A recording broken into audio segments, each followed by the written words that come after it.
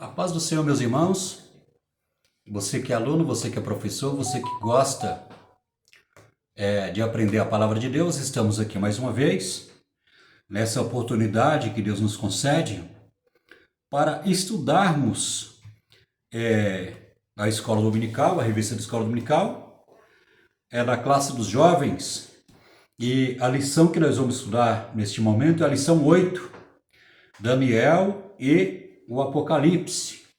Ou seja, o livro de Daniel e o livro de Apocalipse.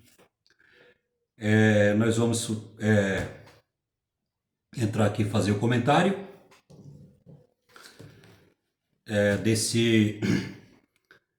dessa lição 8 de Daniel e o Apocalipse. Aqui no primeiro tópico nós temos as palavras seladas para o tempo do fim. No segundo tópico nós temos a ressurreição dos mortos.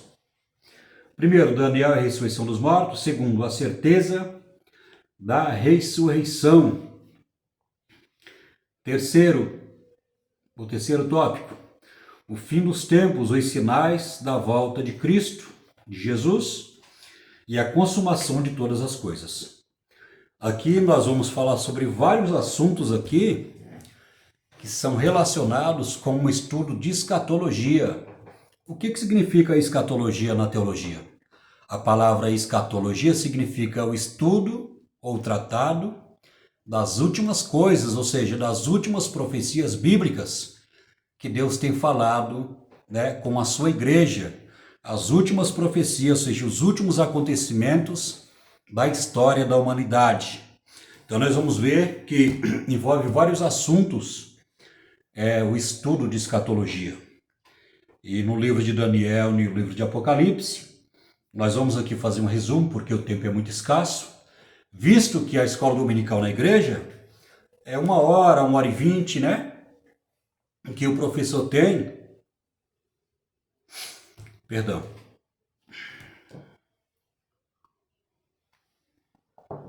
Coceira no nariz. Que o professor tem para estudar juntamente com a sala de aula, com a classe dos jovens. Mas aqui nós vamos fazer um resumo, aí vai dar aí uns 35, 40 minutos. Um breve resumo desses assuntos aqui, que são assuntos muito importantes. Eu aconselho você comprar um livro de escatologia, um livro de teologia sistemática, para que você possa se aprofundar,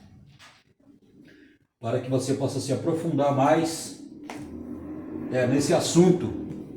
Eu recomendo esse livro aqui, muito bom, Teologia Sistemática, uma análise histórica, bíblica, apologética para o contexto atual. Esse livro aqui é muito bom, ele tem 1.200 páginas, ele tem 1.200 páginas, é um livro muito bom, Teologia Sistemática. Você pode comprar esse livro e você pode se aprofundar nesse assunto de escatologia bíblica. Tem outros livros aqui, mas eu não vou apresentar, senão vai tomar tempo do nosso estudo. Antes de entrarmos aqui no estudo, no comentário, eu gostaria de pedir para você se inscrever no nosso canal.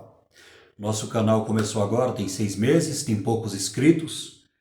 E eu peço a você que se inscreva, que nos abençoe, para que você possa estar recebendo todos os vídeos de estudo de escola bíblica dominical, não só dos jovens, mas também dos adultos, para que você possa enriquecer o seu vocabulário, para que você possa adquirir mais conhecimento, principalmente você que é professor de escola dominical. É muito bom aprender a palavra de Deus. Então, eu peço a você se inscrever no canal, para que quando nós gravarmos os nossos vídeos, o YouTube possa te notificar e você ficar por dentro de todas as aulas que nós vamos publicar no YouTube. Perdão, hoje está uma coceira no nariz. Hoje o nariz coçou aqui, cocei aqui. Tem uma coceira no rosto aqui que não fica muito legal. Mas, dito isso, vamos então começar aqui o nosso comentário. Aqui no primeiro tópico, é as palavras seladas para o tempo do fim. Em Daniel, no capítulo 12, versículo 9, o Senhor fala que as palavras estão seladas até o tempo do fim. Em Apocalipse, no capítulo 5, João chorava muito, pois ninguém podia abrir o livro e desatar os selos. Até que na visão apareceu Jesus com poder e autoridade para tal coisa. Chegar a hora da revelação sobre o futuro das últimas coisas. O tempo do fim chegará para Israel, para as nações ímpias, e o arrebatamento acontecerá para a igreja, ao passo que a terra sofrerá catástrofes naturais, experimentará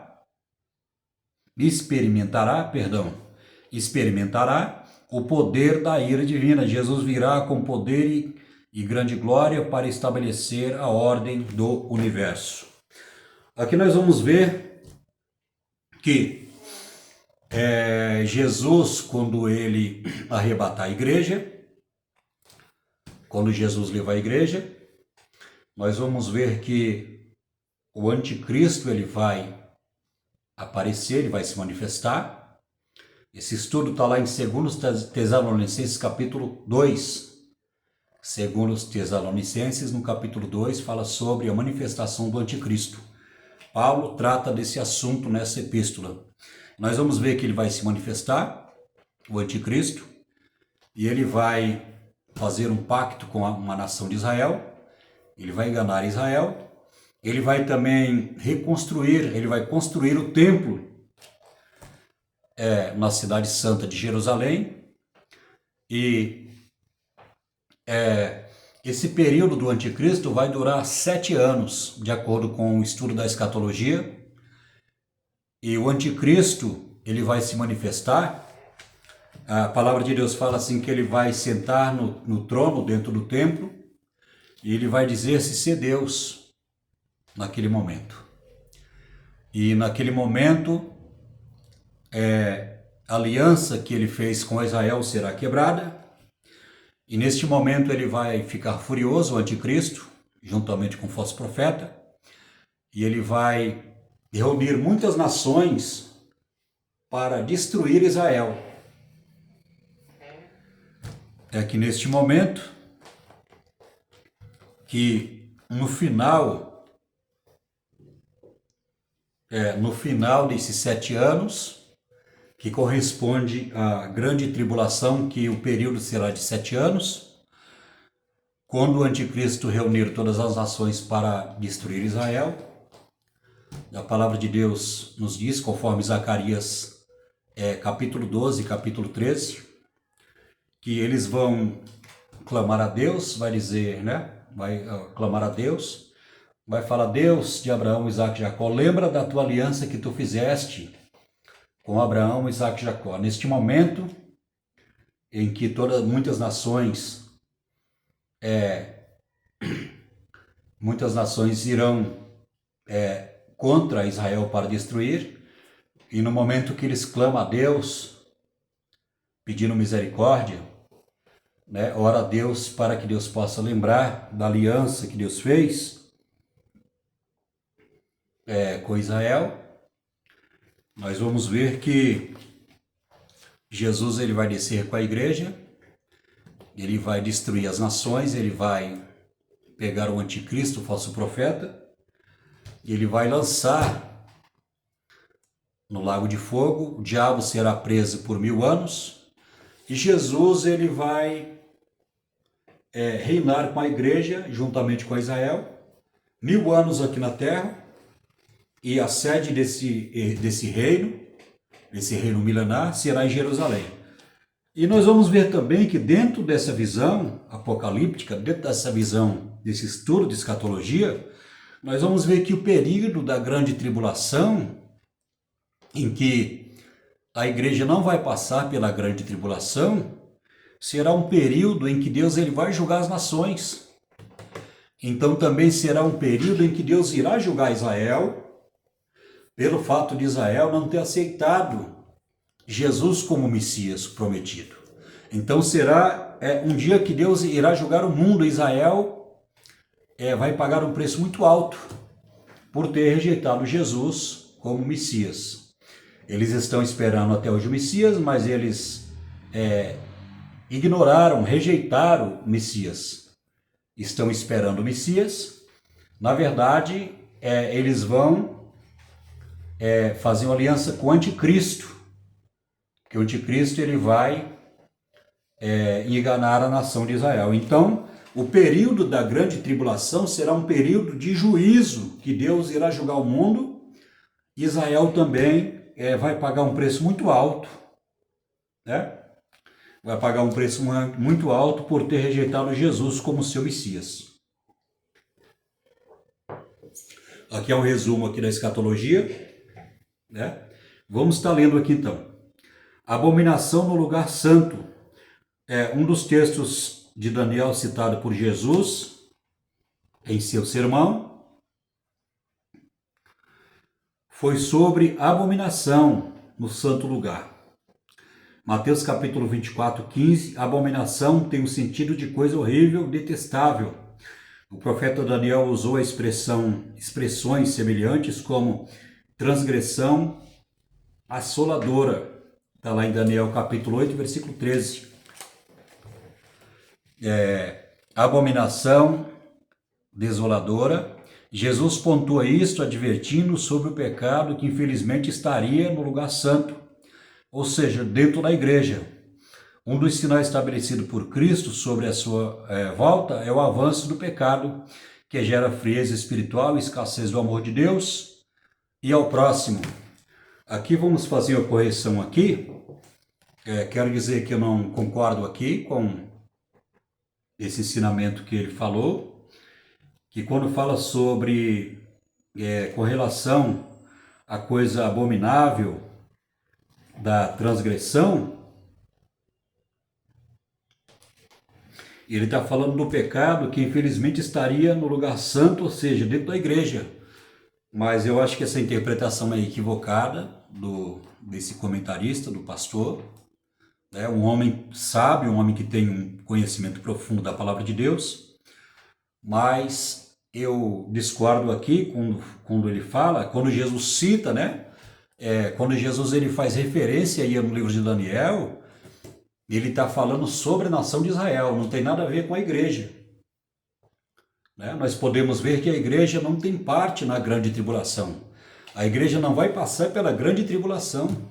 Então aqui essa profecia, quando Daniel fala, quando Jesus ele cita Daniel, quando fala a respeito da abominação do santuário, do lugar santo, está falando sobre o templo que será construído pelo anticristo.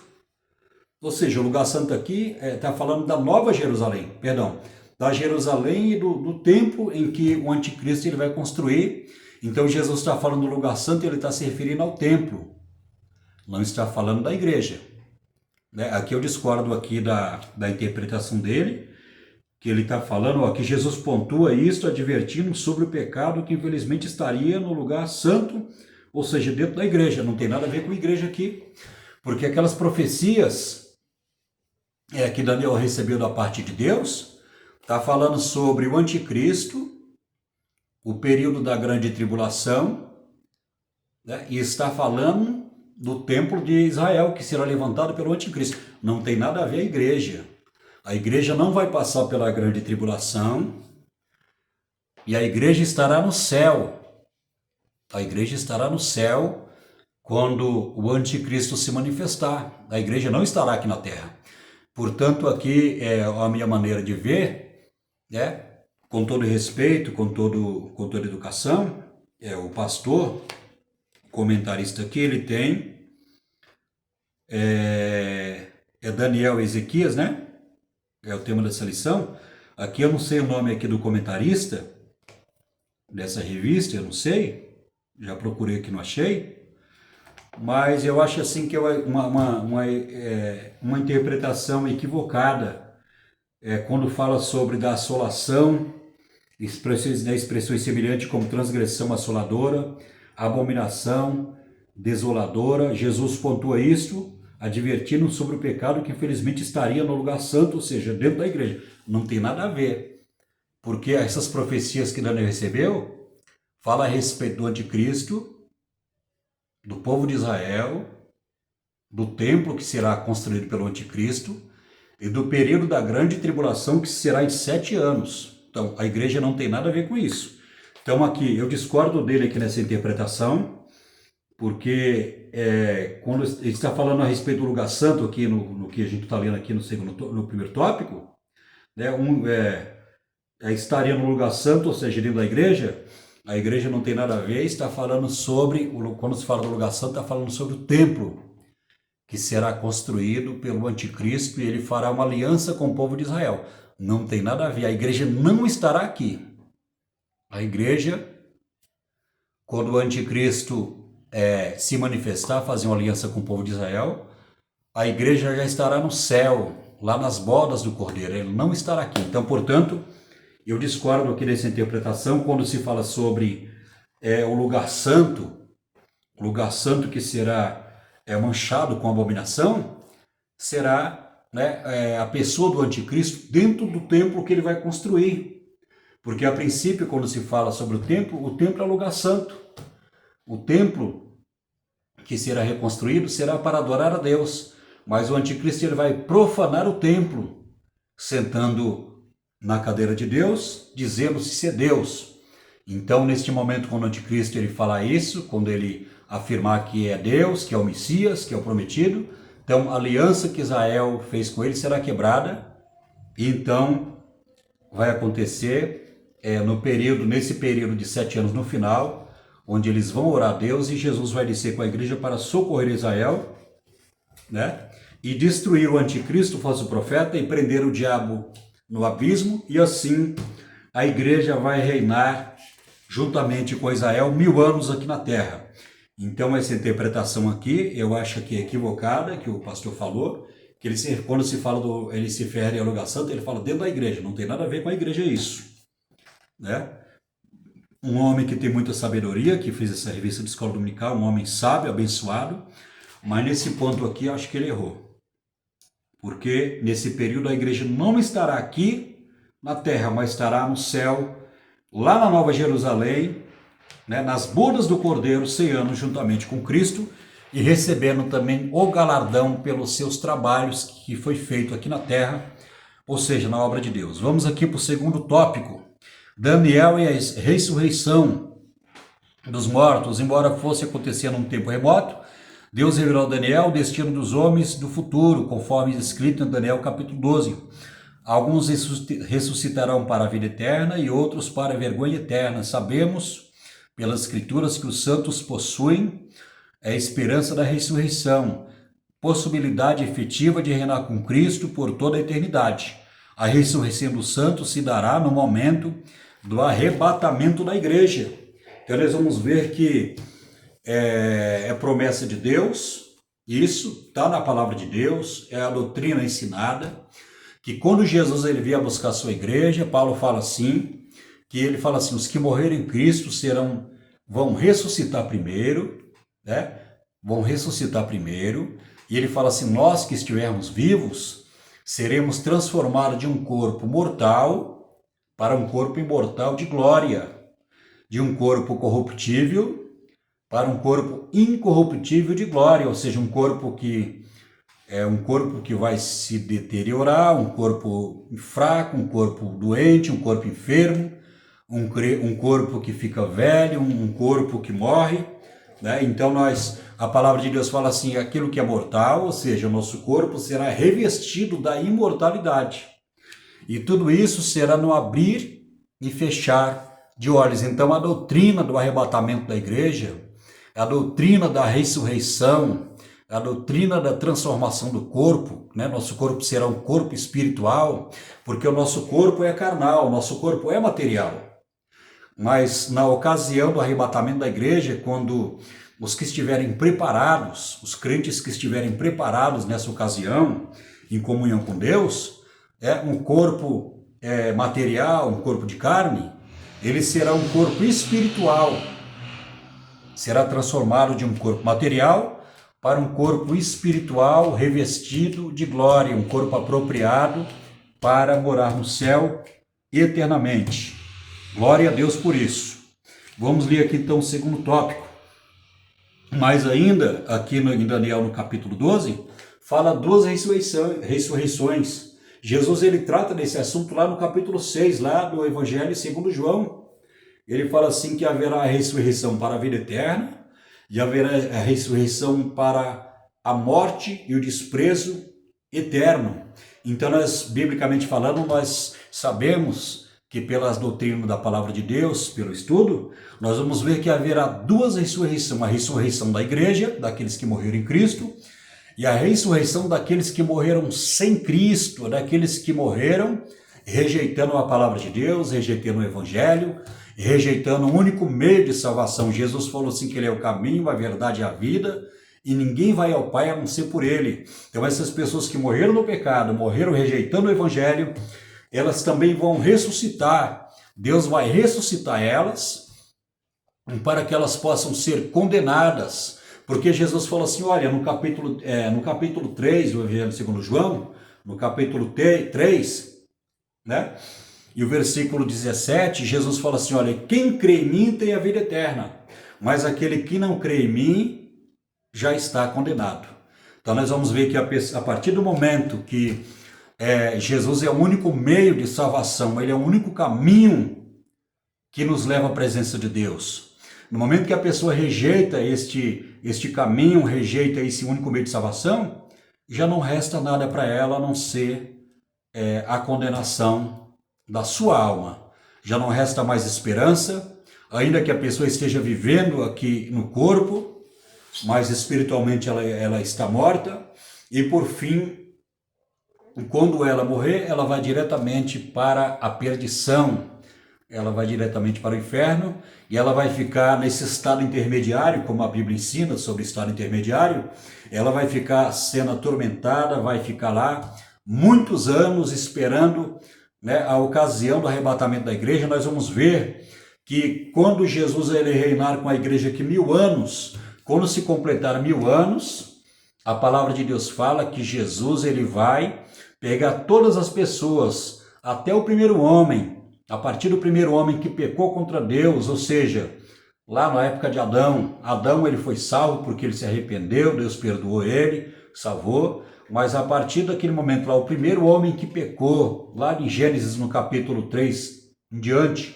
aquelas pessoas que rejeitaram a salvação, então essas pessoas estão sendo atormentadas no Hades, e essas pessoas, quando se completarem 1000 anos, Jesus vai pegar todas essas pessoas, que são milhões e milhões e milhões de pessoas que foram condenadas, que estão, neste momento agora, estão sendo atormentadas no Hades.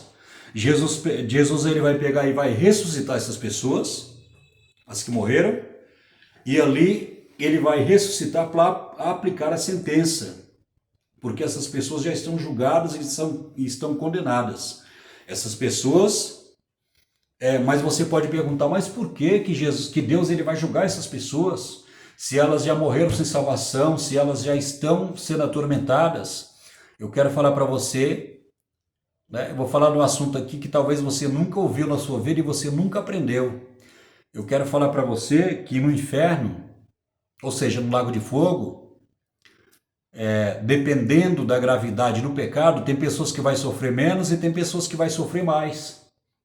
Porque Deus vai julgar a cada um segundo as suas obras. Aquela pessoa que mais cometeu crime, aquela pessoa que mais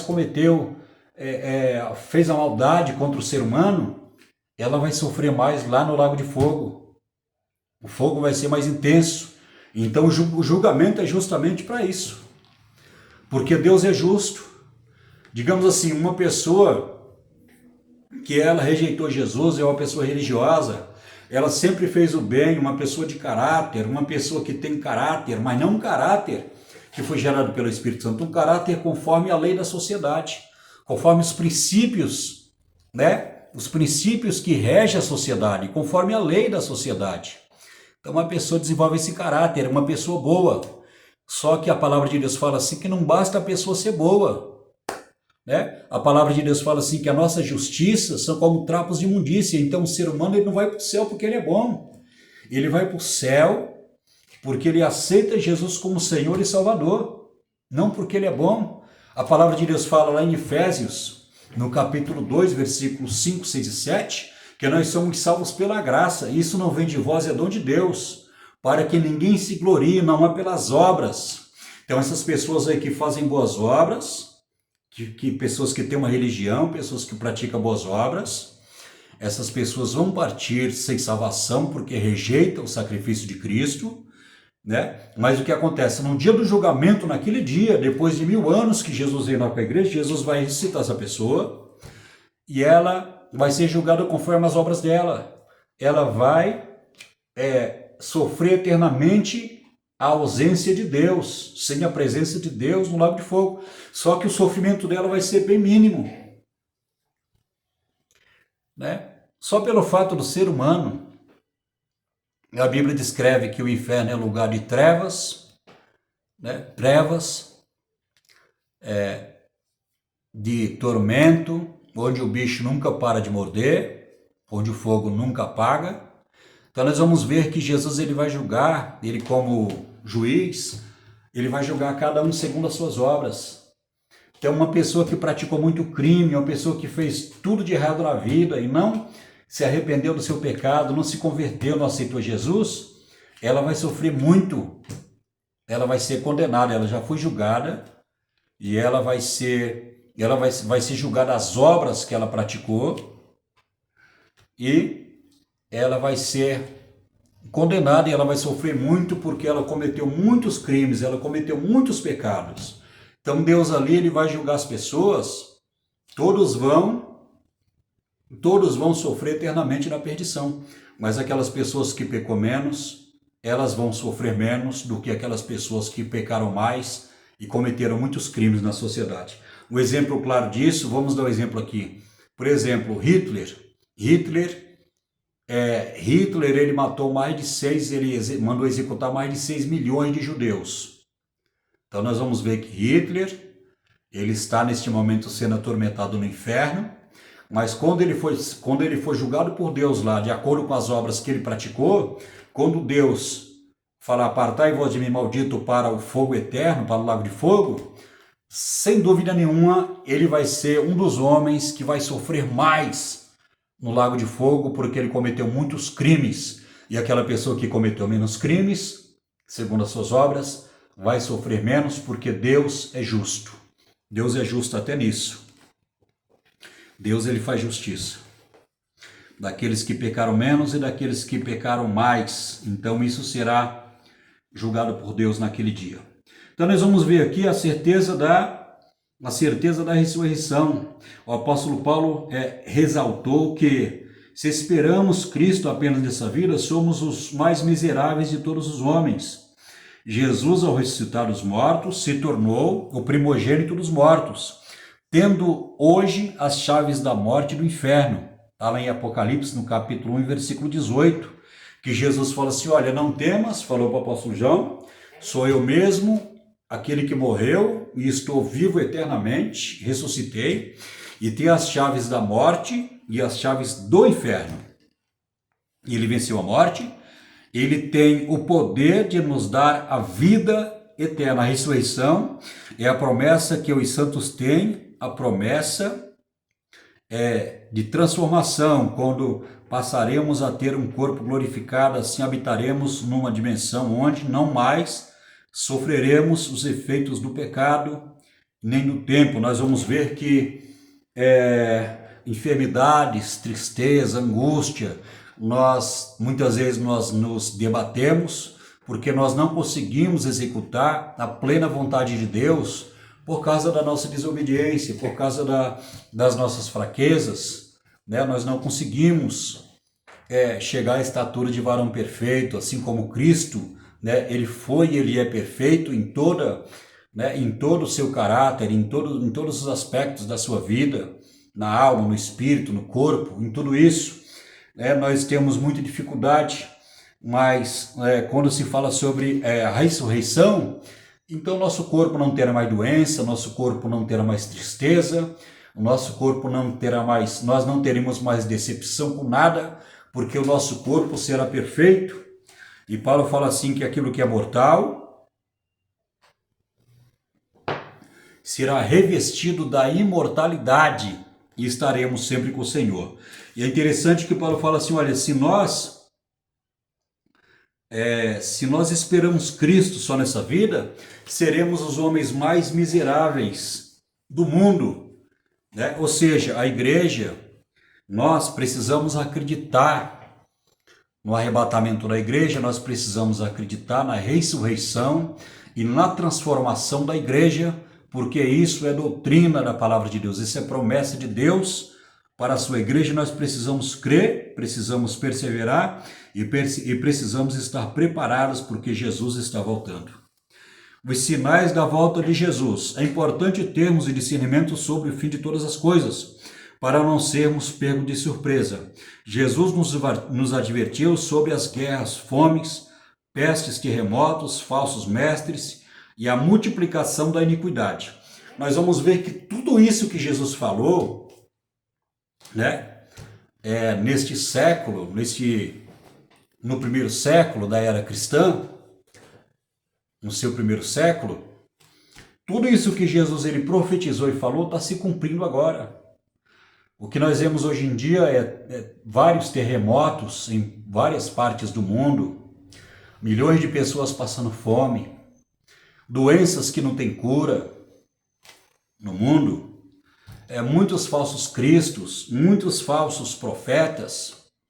Nós vamos ver também apostasia, né? Muitos crentes apostando da fé, se tornando pessoas hereges, pessoas que trocaram a doutrina da palavra de Deus, pessoas que saíram do lugar onde prega a verdade para ir para outro lugar, onde se prega heresia, se prega mentira. Então nós vamos ver que tudo isso está se cumprindo, e uma profecia que se cumpre em nossos dias, além das outras, é com relação à iniquidade. A iniquidade, Jesus fala assim que por se multiplicar a iniquidade, o amor de muitos esfriará. Ou seja, o crente, quando perde a comunhão com Deus, ele não consegue mais amar o próximo, não consegue mais fazer a obra de Deus. Aí vem o comodismo, né? O pecado toma conta, a pessoa não consegue manter comunhão com Deus, a pessoa não consegue se libertar do pecado. E esse é um sinal dentro da igreja. A questão da multiplicação de pecado não é para o mundo. Jesus está falando da igreja. É um sinal que está dentro da igreja, né? O amor de muitos esfriará. Então, hoje em dia, nós vamos ver o comodismo, as pessoas não querem orar, as pessoas não querem estudar a palavra de Deus, as pessoas não conseguem se santificar. Então, nós vamos ver que os finais, né, os sinais da volta de Cristo, um dos maiores sinais da volta de Cristo é apostasia, né? Muitas pessoas se envolvendo com a heresia e o amor de muitos se esfriando, pessoas que não conseguem orar, pessoas que não conseguem buscar Deus. Então nós devemos estar apercebidos, porque esses são os sinais da volta de Cristo. Aqui, para terminar no segundo ponto, no terceiro tópico, a consumação de todas as coisas. O apóstolo Pedro deixou claro que na consumação de todas as coisas, os elementos da terra, ardendo em fogo, se desfarão. Segundo Pedro, capítulo 3, versículo 10. O Apocalipse nos mostra que haverá 7 selos, 7 trombetas, 7 taças, as quais serão o juízo de Deus sobre os ímpios escarnecedores ao Evangelho, tornando a terra um ambiente sem condições de vida. Mas a Bíblia nos dá a esperança de que haverá uma restauração de Deus, tornando a terra a habitação dos santos. João vislumbrou um novo céu e uma nova terra, onde o reino de Deus será implantado e a sua plenitude. O pecado será extinto, viveremos sob a soberania divina, em obediência à vontade de Deus, de forma perfeita, no universo redimido. Aqui, quando fala sobre as 7 trombetas, as 7 taças, e os juízos de Deus sobre esse mundo, aqui está falando que o período da grande tribulação será de 7 anos. E Deus, ele derramará o seu juízo das 7 trombetas, das 7 taças, do juízo de Deus sobre a terra, na metade da grande tribulação, ou seja, 3 anos e meio. 3 anos e meio. 3 anos e meio o anticristo, ele vai promover a paz na terra, só que é uma falsa paz. Ele vai promover a falsa paz. E quando chegar nos 3 anos e meio do período da grande tribulação, Deus ele vai julgar esse mundo, Deus ele vai castigar, ou seja, o sol será aquecido 7 vezes mais, Deus ele vai mandar do céu pedra de 40 a 60 quilos aqui na terra. A palavra de Deus fala assim que a morte será presa, as pessoas vão querer morrer, mas não, a morte será presa e as pessoas não vão morrer, as pessoas vão ser atormentadas. A palavra de Deus fala assim que Deus ele vai soltar os demônios do poço do abismo para atormentar os seres humanos aqui na terra.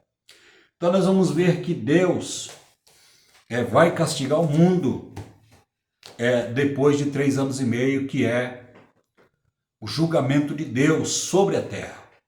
Israel também vai sofrer um pouco pelo fato de ter rejeitado Jesus como Salvador e como Messias prometido.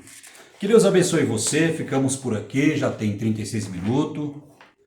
Se você quiser se aprofundar um pouco mais, compra um livro de escatologia bíblica, porque as doutrinas de escatologia, os ensinamentos, são mais difíceis de nós aprendermos, Necessita de grande experiência, de experiência com Deus, de conhecimento, e muito estudo e oração, para que nós possamos aprender mais.